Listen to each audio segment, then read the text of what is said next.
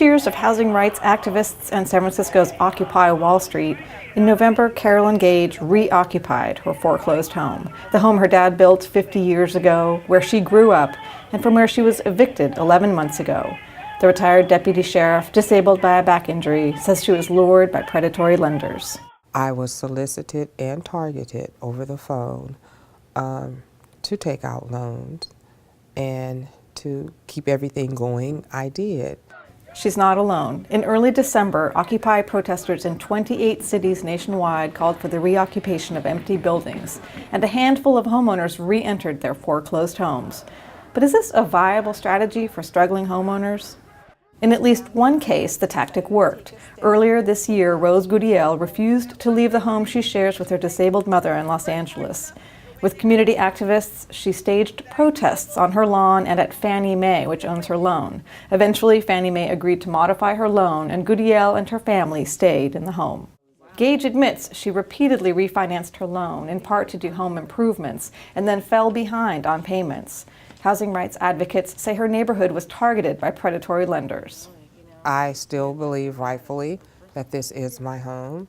Tell me about the terms of those loans. In what way would you say they were predatory? Well, because they were always at a high percentage rate, and they always had an enormous prepayment penalty.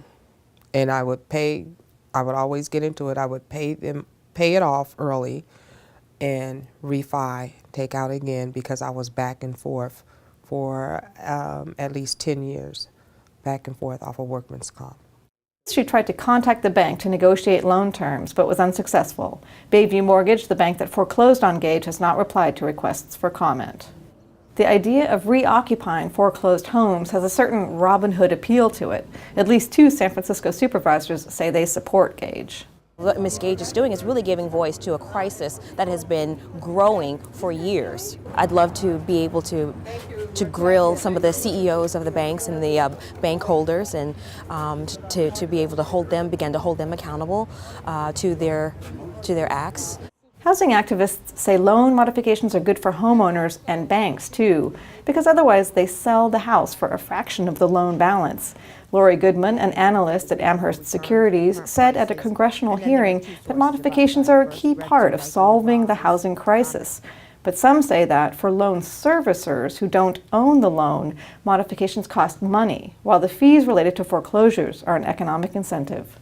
Either way, given that Goodman's data predicts another 10.4 million foreclosures in coming years, on top of more than 2.6 million reported since January 2009 by RealtyTrack, it's going to be a long road to recovery.